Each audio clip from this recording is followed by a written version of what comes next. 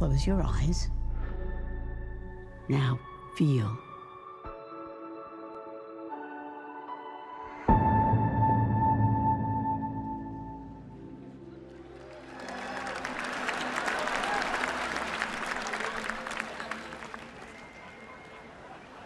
You're so beautiful. I know. I was just thinking that. I haven't eaten in 3 weeks. I'm so hungry. I have to go host the Oscars. Live from the Dolby Theater at Ovation Hollywood, please welcome tonight's host, Jimmy Kimmel.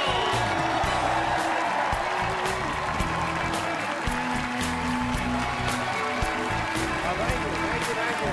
Hi, everybody. Well, it's very kind. Thank you. Thank you very much.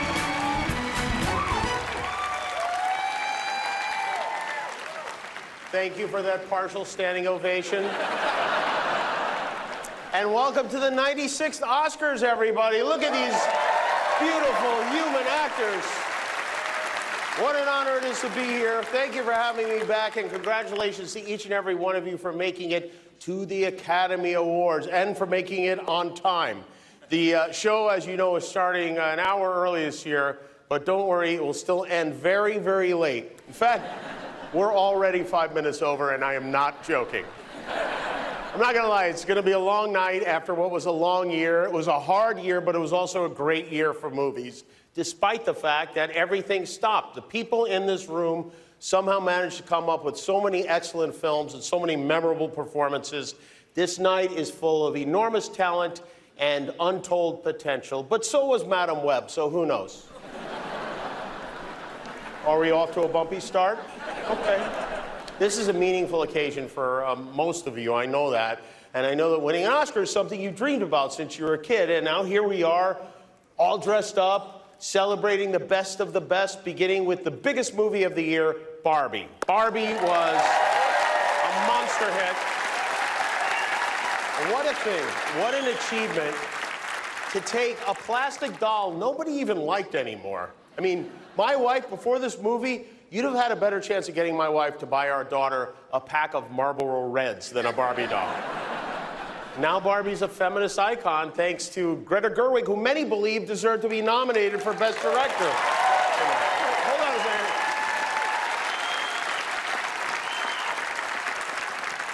I know you're clapping, but you're the ones who didn't vote for her, by the way. Don't act like you had nothing to do with this. And I don't want to leave out Margot Robbie. Margot put this giant hit together. She did. Margot Robbie and Ryan Gosling are here tonight. Look, kids, it's Barbie and Ken sitting just near each other. Ryan and Margot, I want you to know that even if neither one of you wins an Oscar tonight, you both already won something much more important, the genetic lottery.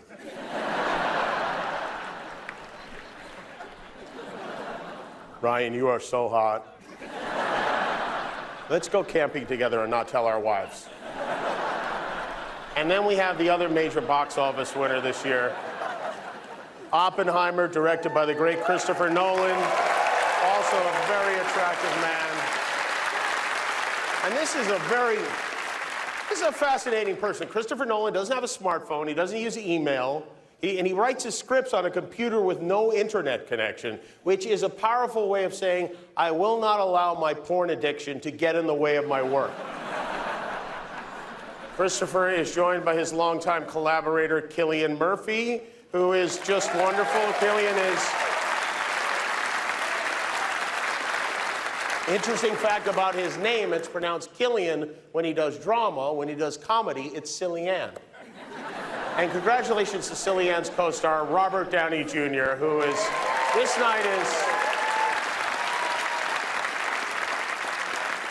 is the highest point of Robert Downey Jr.'s long and illustrious career. Well, one of the highest points. But Robert has been was that too on the nose, or is that a drug motion you made? But look at him. I mean, look at this guy. He's so handsome, so talented. He's won every award there is to win. Is that an acceptance speech in your pocket, or do you just have a very rectangular penis?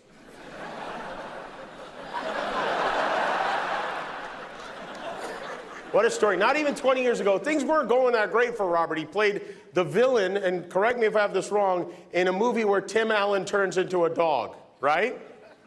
And if you ever decide to remake that film, I have just the guy to play Tim Allen. That is, where is he? Messi, who, even though he's a dog, may have given the performance of the year in Anatomy of a Fall. Messi has an overdose scene. If you've seen it, you know it is incredible. Honestly, I haven't seen a French actor eat vomit like that since Gerard Depardieu. The second most nominated movie of the year is Poor Things, directed by Yorgos Lanthimos. There he is. Not only is Yorgos nominated for Best Director, his editor, whose name is also Yorgos Mavropsaridis, is nominated too. We have two Yorgoses in the house tonight. Will they both win? Yorgos is as good as mine. All right, let's get 20 seconds for room tone. Emma Stone is an Oscar nominee for a fifth time, right? The fifth time. And she is, Emma, you're so unbelievably great in Poor Things. Emma played an adult woman with the brain of a child, like the lady who gave the rebuttal to the State of the Union on Thursday night. And you were just amazing. There were so many great movies that held audiences captive this year. And I mean that literally. Your movies were too long this year. The average length of the top 10 movies was 2 hours and 23 minutes. That's up 30 minutes from 3 years ago. When I went to see Killers of the Flower Moon, I had my mail forwarded to the theater. Killers of the Flower Moon is so long, in the time it takes you to watch it, you could drive to Oklahoma and solve the murders yourself. The multi-talented Bradley Cooper is here with us tonight. He's got another Best Picture nominee. With Maestro. Bradley, you brought your mom to the show tonight. Hi, Mrs. Cooper. How are you? You doing good? Great. Bradley brings his mother to every award show, right? She was dated last year at the Oscars. And okay, but and the Tonys and the Soul Train Awards, etc. It's very sweet, but I guess the question is, how many times can one bring his mom as his date before he is actually dating his mom? Are you working on a movie about Freud right now and not telling us? Here's some fun Oscar trivia. 48 years ago, Robert De Niro and Jodie Foster were nominated for Taxi Driver, and they are both nominated again tonight. 1976 was the year. And that's pretty crazy.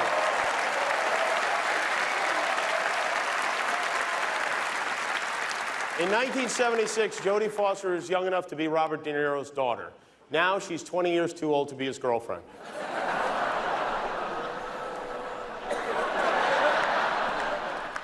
I also want to congratulate Robert's co-star Lily Gladstone, who is the first Native American ever to be nominated for Best Actress. And she, for Killers of the Flower Moon, and if you saw it, you know that it was riveting. And did you know that before she got this movie, Lily was ready to quit acting and take a job at the Department of Agriculture tracking murder hornets, right? Yeah. And now she's nominated for an Oscar, which is so great for her, but also makes me worried that no one's tracking these murder hornets. Lily is an excellent company. We have many first-time acting nominees tonight, including Emily Blunt, Jeffrey Wright, Sterling K. Brown, America Ferrera, Danielle Brooks, Coleman Domingo, Davine Joy Randolph, and Sandra Hüller. For the first time ever, 3 foreign language films are up for Best Picture, and 2 of them star Sandra Hüller, which is, Sandra, 2 movies. Sandra plays a woman on trial for murdering her husband in Anatomy of a Fall, and a Nazi housewife living next to Auschwitz in The Zone of Interest. And while these are very heavy subjects for American moviegoers, in Sandra's native Germany, they're called rom-coms. For the first time in more than 2 decades, we're adding a new category to the Oscars. Not tonight, don't worry. In the future, they will be adding an Oscar for achievement in casting, which, yeah, you better applaud for that. And that is great news for actors, because now not only will be able to watch someone else win an Oscar for a part you didn't get, you'll also be able to watch the person who didn't think you were right for it win one too. What a year we've had. It was a tough year. Remember that kid from The Fabelmans? This is what he looks like now.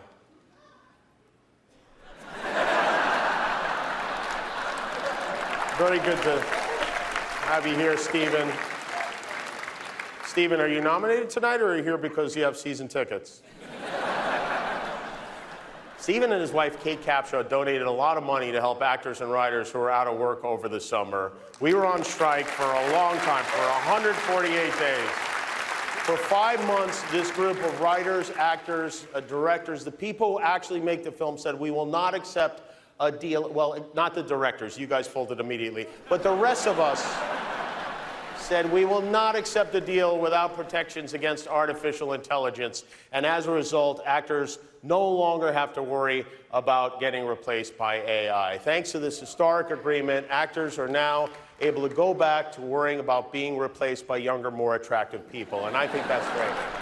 And writers, could AI have written Transformers: Rise of the Beasts? Yes, the answer is yes.